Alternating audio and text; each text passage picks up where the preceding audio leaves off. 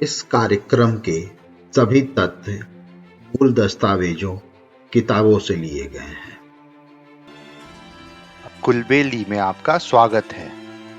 आप सुन रहे हैं भारतीय इतिहास, धरोहर और भारतीय संस्कृति से जुड़ा कार्यक्रम अखंड भारत। भारत की आजादी की कहानी में अभी तक आपने सुना, दिल्ली पर अंग्रेजों की सेना का अधिकार हो गया था और शाह आलम को खर्च के लिए 12 लाख रुपए दिए जाने लगे। शाह आलम के मौत के बाद अकबर शाह गद्दी पर बैठा। अंग्रेज अकबर शाह से किए हुए वादों से मुकर गए। दूसरी तरफ अंग्रेजों ने मराठों में फूट डाल दी और बाजीराव पेशवा को अंग्रेजों की अधीनता स्वीकार करनी पड़ी।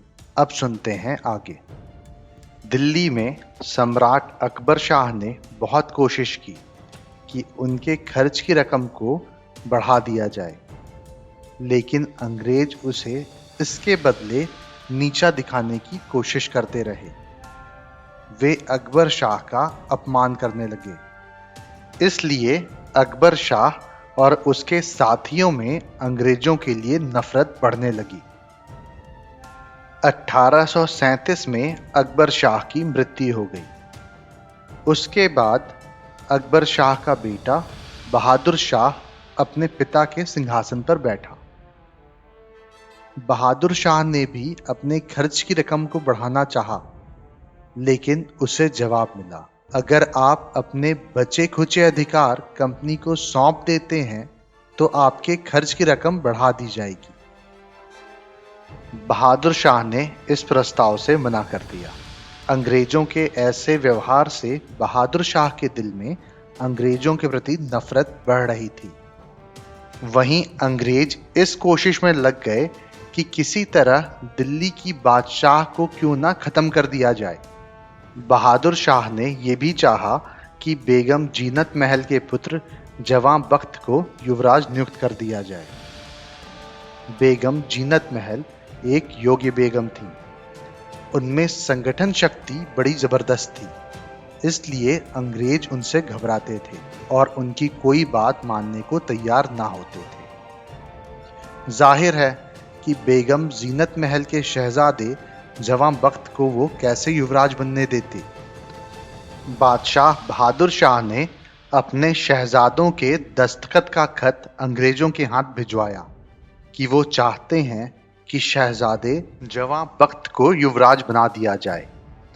इस पर अंग्रेजों ने एक नई चाल खेली। अंग्रेजों ने एक शहजादे मिर्जा कोयाश को अपनी ओर मिला लिया। उससे ये समझौता किया कि वो केवल शहजादा कहलाएगा। वो दिल्ली का किला खाली कर देगा और सिर्फ 15,000 रुपये मासिक पेंशन लेगा। अंग्रेजों ने सन 1856 में बहादुर शाह को भेंट और नजर देना बंद कर दिया। उन्होंने गवर्नर जनरल की मुहर पर से दिल्ली सम्राट का विशेष सेवक शब्द निकाल दिया। बादशाह की खुलेआम उपेक्षा होने लगी। कंपनी का जो सिक्का बादशाह के नाम पर था वो भी बंद कर दिया गया।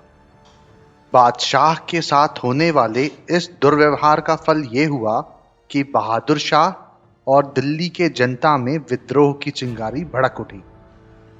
इसी चिंगारी ने 1857 में ज्वालाओं का रूप ले लिया। 1857 में भारतीय स्वतंत्रता संग्राम शुरू हुआ।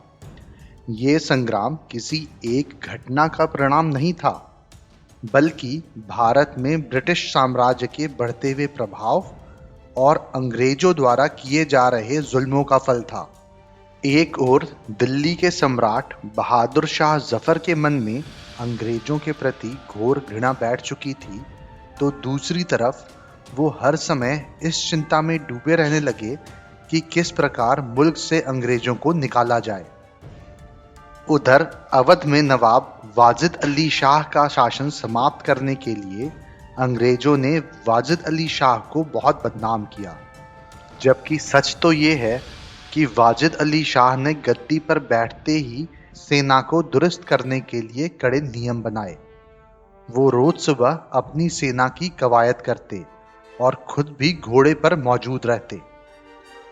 कंपनी के अफसरों को नवाब की हरकतें भला कैसे पसंद आती।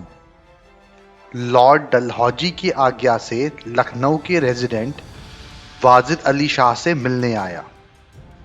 रेजिडेंट ने वाजिद अली से कहा, नवाब साहब, कंपनी के गवर्नर जनरल लॉर्ड डलहौजी चाहते हैं कि आप इस कागज पर दस्तखत कर दें।